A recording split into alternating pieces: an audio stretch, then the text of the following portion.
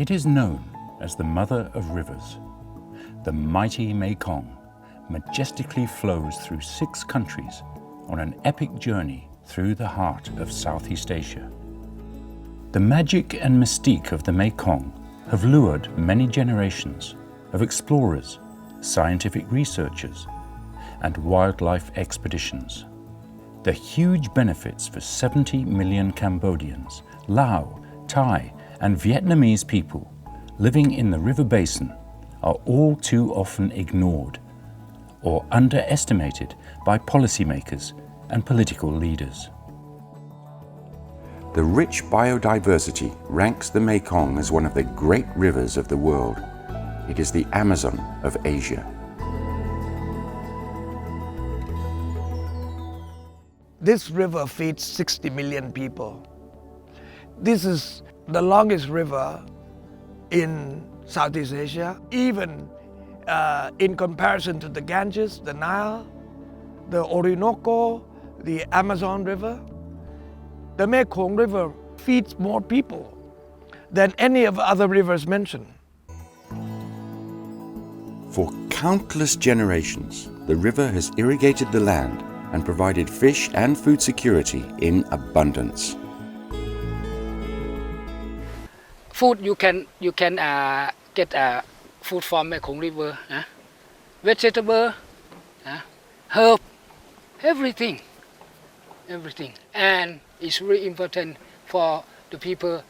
Mekong River same mother. I think Mekong River is mother. The Thai and Lao words for Mekong, Mei Nam Kong, translates as the mother of waters. But for how much longer will the fast-flowing currents of the Mekong, known as the mother of all waters, shower us with her bounty and her blessings?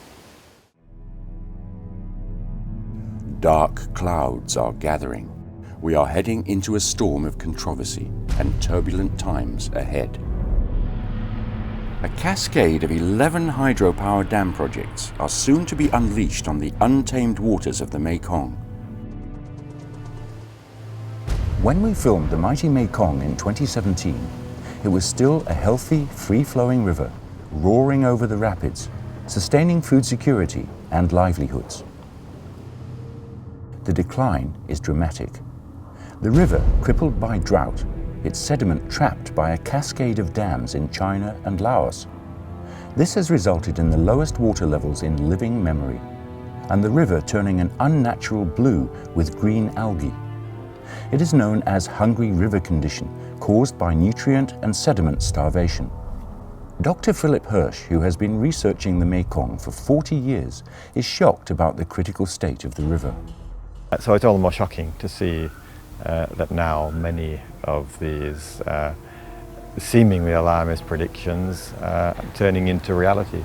We couldn't imagine that the Mekong would be the colour it is. We couldn't imagine that there would be a whole wet season when the water never actually rose to its high flow levels along the lower part of the Mekong. I feel most upset that there's no accountability. That those who've been warned and were giving the nice calming comments earlier on are not held accountable. However, instead of accountability for all the damage done to the river, the dam frenzy continues. You can almost hear the cry of anguish of a stressed-out river. But the profit-minded dam developers are not listening. They are too busy rushing ahead with their next dam. They plan to build at a very risky location, only 25 kilometers upstream from the world-famous heritage city of Luang Prabang.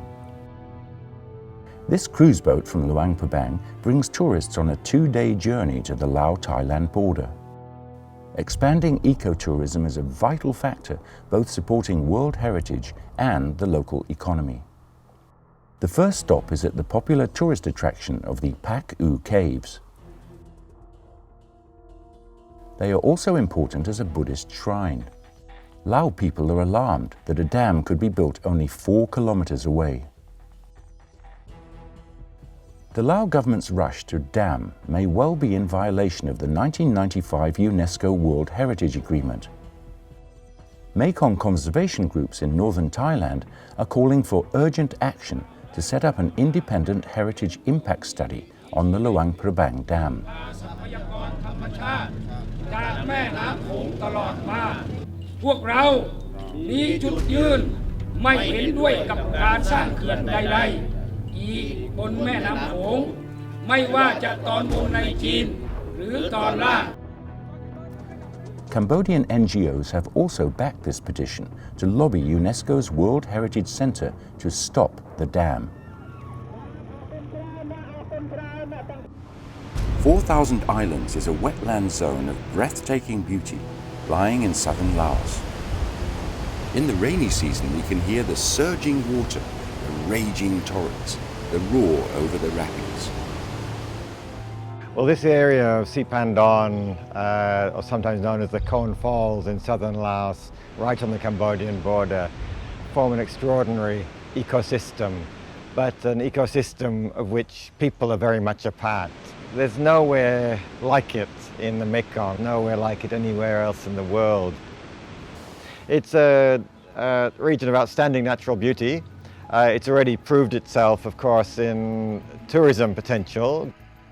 There's a lot of tourism going on. I think it's still very natural, which is good. Also, you can still see the Lao way of life.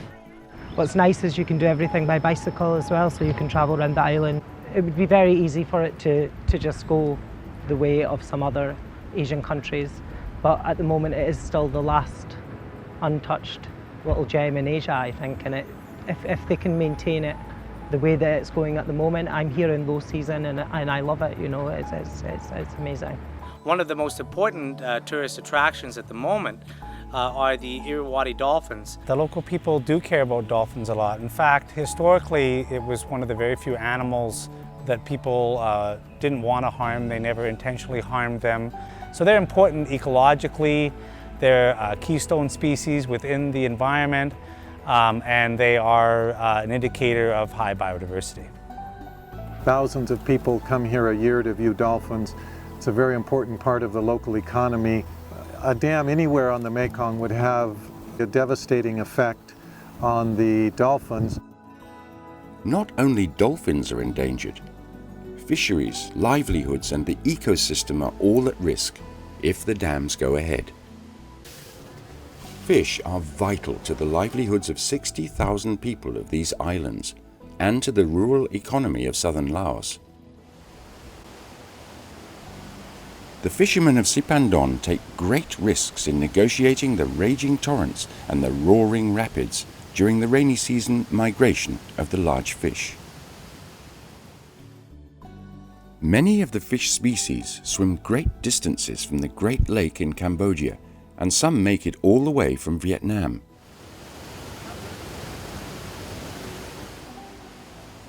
This is a high-risk profession. One false step by a fisherman on the slippery rocks during the rainy season could be his last. It is dangerous and difficult work tending to their fish traps. When most people are sleeping in their beds, fishermen are often working during the night. But for all the dangers and hardships, fishermen like Art enjoy this life. His work provides both food for the table and fish to sell in the market. ก็มีความสุขเพราะว่าอาชีพของข่อยเขามักอาชีพนี้เป็นต้นต่อคือหาปลาเพราะว่าฮักที่สุดเพราะว่าปลานี่มันเลี้ยงชีวิตประจำวันของคนเฮาเพราะว่าเป็นปลาเป็นดักจากคนลาวเฮานี่แม่นว่าปลาเป็นอาชีพแม่นว่ากินปลา The fishermen on various islands sell their catch to the local fish dealer. The large fish are weighed, packed with ice. They are dispatched by boat to Nagansang, the only place connected to the mainland. The most productive freshwater fisheries in the world guarantees food security for more than 65 million citizens of the Lower Mekong in Laos, Thailand, Cambodia and Vietnam. For 60,000 people living on the islands of Sipandon, fisheries is the prime source of their livelihood, much more important than rice farming and ecotourism.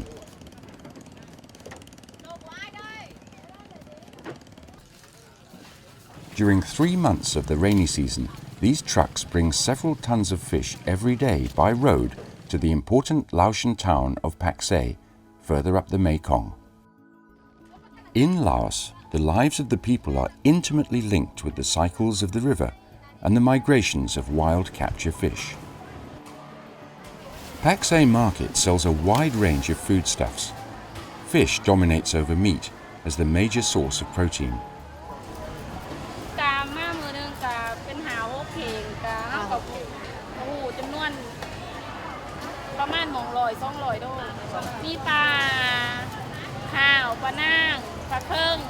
Miss La could name 13 different fish species that she sells every day in Paksay Market.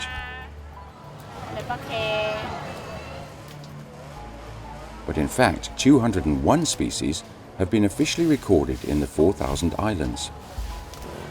When it comes to food and animal protein intake, nothing is more important to Laotian people than fish.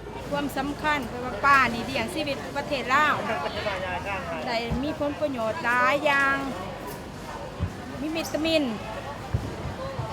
ให้คนลาวกินเนี่ยก็บ่เป็นพยาธิง่าย Fish are the most important source of animal protein for people in Laos and in Cambodia. They're also extremely important in terms of providing animal protein for small children, so they're important in terms of reducing malnutrition for children in the region, and that's very important in terms of human development. So reducing fish could have huge developmental impacts, negative impacts on people's lives and the ability to reduce poverty and improve the welfare of people more generally within the region. But are the happy times of plentiful fish as a common source coming to a sad end? No fishing signs have been erected by Lao authorities and the Megafirst Dam Company. The Lao authorities have issued a ban on fishing with the traditional traps from January 2015.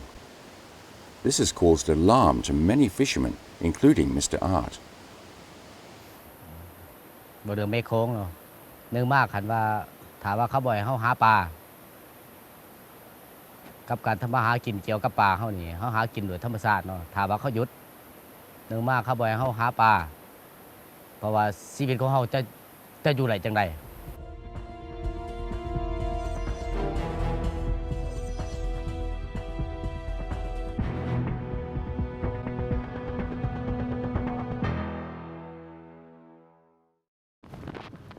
Across the border from Sipandon, the wetlands and fisheries of the Mekong are also vital to the Cambodian way of life.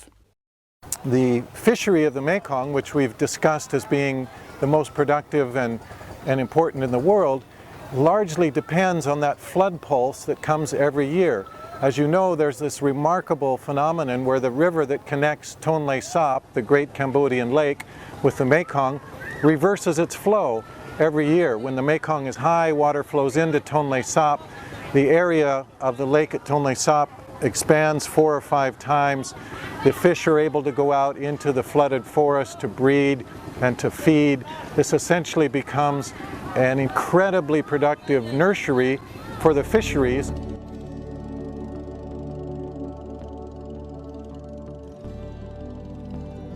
The fish then come back down the river into the Mekong and migrate up the river as far as Thailand. Amidst the tranquil beauty of 4,000 islands, the noisy intrusion of road construction and machinery is set to scar this unspoilt paradise. So one of the big developments that's being proposed for this area is the Don Sahong Dam.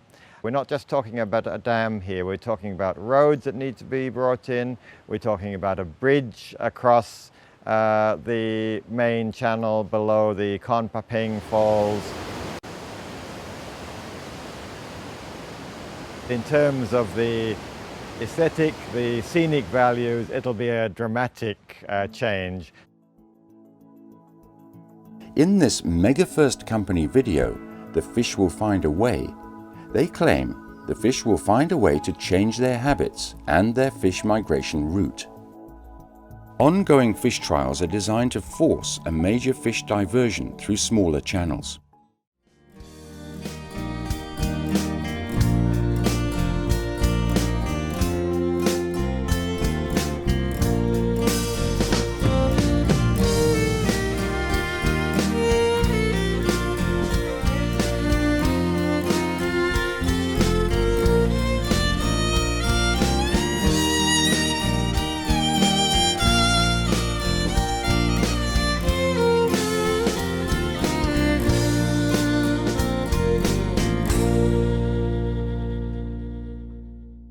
To be able to set up a mitigation system that accommodates all the different species at all the different times of year is not an easy task, and it's never been achieved before. In any environmental system, but particularly in an environmentally sensitive area like Sipandon or an environmentally significant river system like the Mekong, you don't go ahead with projects and then see what happens. You first make sure you've got it right. You take a cautionary approach. They plan to dam across the Sahong Channel here. The CEO of the Mekong River Commission is more concerned with mitigation than with caution over the dam. The procedures, the PNPCA process in itself is not set up as a procedure for identifying whether a project goes ahead or not. Any project that is put forward is trying to minimize and avoid and mitigate negative impacts. So that is the aim of this work. What we hear also from inside analyses of the MRC do tell us that a dam such as Don Sahong is one that's highly risky at best. And considering the level, the stakes involved, the risk is very, very high. And it's, you have a lot of fish species involved, and they're using different parts of the river, they're migrating different times of the year. There's a complete mismatch between the time frame of these studies and the time frame of decision making. There's a great deal of undue haste. If they are so confident in their own science, let's see the results before decisions are made, before we get to the point of no return in dam building.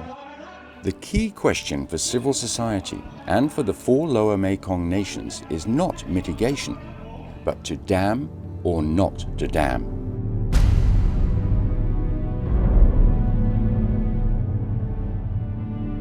Vietnam is deeply worried about the cumulative effects on the Mekong Delta. I think Vietnam in this case has a very, very big stake. We have to consider how important the Mekong Delta is for the economy of the whole country. Fisheries is very important in the Mekong Delta. Agriculture is extremely important, especially rice production. Vietnam is the second largest rice exporter in the world. If all 11 dams go ahead, it is widely predicted Vietnam will cease to be a rice exporter in 20 to 30 years' time. One of the major impacts of the dam is the deprivation of the sediment load, which will have a serious impact on the delta. Half of the food of the country is produced in the delta, and 90% of the rice export of the country is from the delta. The cost of rice farming will be higher, and I think after 15-20 years it will probably produce enough to feed its own population, but it will not be able to export rice. The loss of Vietnamese rice for export would push up world prices. It would be a disaster for global food security. The dam developers are taking a high-stakes gamble with fisheries and food security. The delta currently supports a population of around 18 million people. The delta provides 20% of Vietnam's GDP, and that's a significant part of Vietnam's economy. And in the worst case, if all the 11 dams going to be built, the impacts to Vietnam as a country will be very significant. People will have to migrate and to other cities. The dams are sowing the seed of social instability in the regions. The sure thing we know is that once the delta cannot support its population, people will have to migrate. They migrate everywhere. It's not only an issue of one particular country, but it's the regional and international issue. If that dam goes ahead and then you have other dams also being built, then you really are talking about massive calamity. The dams will reverse the delta building process, and the delta is sinking. Any deltas in the world built by sediment is sinking on its own weight. So in a matter of time, the delta might disappear physically, and that will affect Vietnam might not exist as a state without the delta. In northern Thailand, the free flow of the Mekong is under threat not only from dams. A Chinese plan to improve navigation by blasting all the rocks, rapids and islets that dot the waters of the Mekong has caused outrage in Chiang Khong and other provinces bordering the river. It is a strong community-based network devoted to the protection of the Mekong.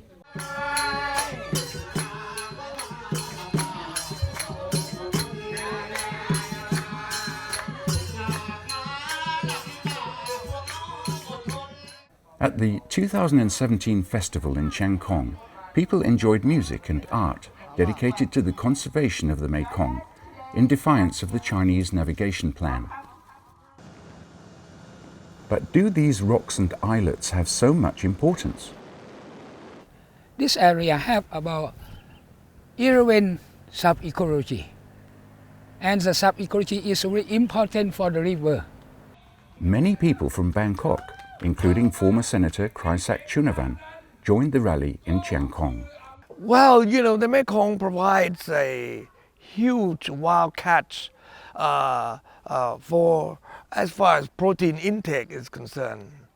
You get rid of, destroy this natural habitat, for instance, these islets, species will disappear. Endangered already because of the unnatural flow of the river. A Chinese ship conducts a survey mission in the Mekong. The ship is soon surrounded by protest boats from Thailand. แต่เราเอาชนะได้เพราะสมัยนั้นรัฐบาลต้องฟังเสียงประชาชนสิทธิเสรีภาพเรามีสูงสุด In 2020, it was officially announced China had dropped its plan to blast the islets and rapids, a rare victory for the Mekong. Here we see Niwat Roy Kao, a founder of the Chiang Khong conservation movement, making offerings to the spirits that protect the river. This ceremony marked their 20th anniversary. It was also the community leader's 60th birthday. In her speech, she praised their efforts, saying, "Let me congratulate you for your peaceful protest and people's power." China has completed 5 dams on the Upper Mekong. The Xayaburi Dam is the first dam launched on the Lower Mekong in 2012. Lao government's Deputy Minister of Energy is the key player in their plan to harness every tributary and river for hydropower. We are very confident that the impacts, if any, will not be significant. We are very confident of that. Chaw Kan Chang, the dam builder, is Thai. The $3.8 billion project is mostly funded by the Big Four Thai banks. Thailand's state-owned electricity agency, EGAT, has signed the agreement to buy 95% of the power generated, even before the required environmental impact studies had been carried out. Even though there would be impacts or there would be changes to that, it would not be significant, not at any scale. But many Thai farmers living in the 8 provinces bordering the Mekong do not believe assurances from the Lao side of the river. Thailand's NGOs and farmers have led a series of protests against the dam. Former Thai Senator Krisak Chunavan insisted that the Thai dam builder Chaw Khan Chang should be held accountable. In 2011, the Lao government hired international consultant Poiri Energy to help push the dam ahead. We are a consulting company and we are advising our clients on technical issues and on technical grounds. We show the way forward. How can we move forward with the project? What needs to be done? And when can things be done? A timeline. The company claimed they could provide an 80% success rate with updated fish pass technology. In Switzerland, fish ladders only deal with a small number of fish, whereas the Mekong has around 1,000 different species. Dr. Hua Meng, German-trained civil engineer, is not impressed by claims about fish mitigation.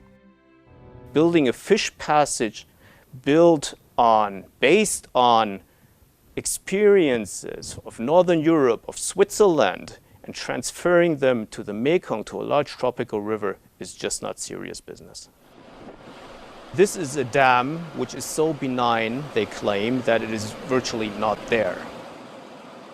This is basically nonsense. It's ridiculous.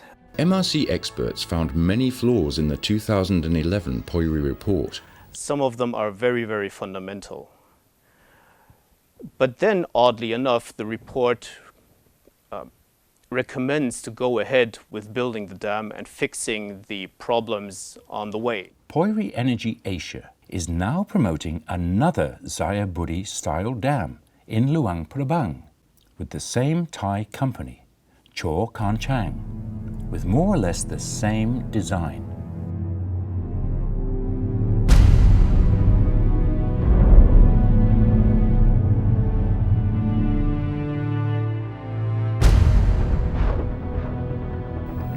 In a world of increasing natural disasters, building dams on sites prone to earthquakes is a major concern.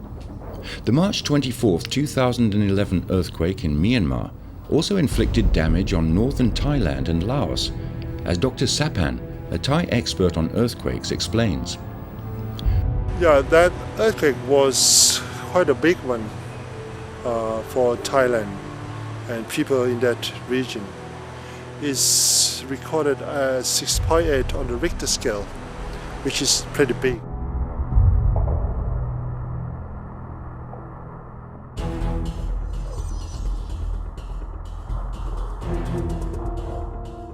Even in that area, in Xayaburi area, that there were a lot of big earthquakes occur already.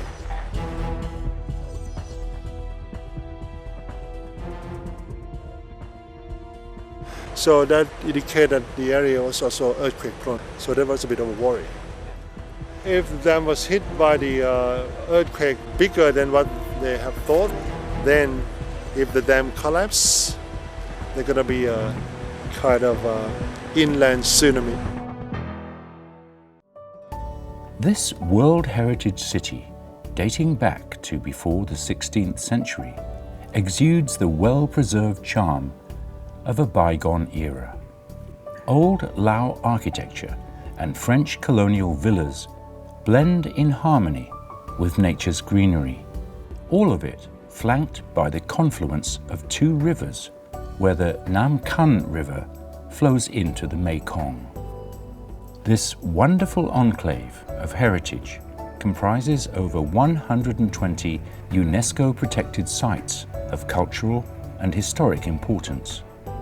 These temples exhibit uniquely Lao designs and folklore. In its heyday, when Luang Prabang was the capital of the Lana Zhang Empire, it became a regional center of Buddhism. These charming little Lao restaurants have no Coca-Cola signs, thanks to UNESCO's ban on all advertising posters.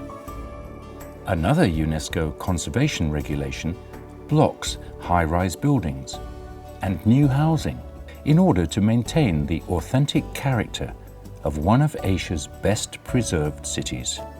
This World Heritage Site embraces not just architecture, but also covers the protection of riverside and natural heritage. For visitors, this is all a welcome step back in time and a rare escape from the modern world. So who needs another dam planted in the worst possible place along an already suffering river? As we've already seen in Thailand, you know, they have way too much energy, they have way too much excess power. As long as Thailand doesn't buy that power, we could expect that this project may not move ahead. Many critics wonder if it still makes economic sense to still be building big dams when there are so many sources of alternative energy. Well, the biggest change, I think, is the relative cost of alternative renewable energies, solar power, wind power, compared with hydropower. Dams are obsolete. Big dams are obsolete. There's no reason to build a large dam on the Mekong River, or probably on most rivers these days. The whole circumstances related to energy in the region has changed, largely because solar power has become so much more economical than what it was just a few years ago. I mean, the prices have dropped tremendously, and now we see solar power being much more competitive than it was, and really it's the number one choice now for a lot of energy production, and that should be considered by all the countries very, very seriously. Solar has a potential to be much more economical even for large-scale production. And it doesn't mean that solar can solve every problem, but it can solve a lot of problems, and it could reduce the need for a lot of hydropower dams. The developer wants all the stakeholders, the people and the governments downstream, to follow him blindly while taking a leap of faith into an uncertain future. And to watch them take a very risky game of roulette based on biased advice. Now, the stakes for 60 million people are just too high for such a gamble. Will rapid advances in solar and wind technology make the Luang Prabang Dam obsolete long before it is ever completed?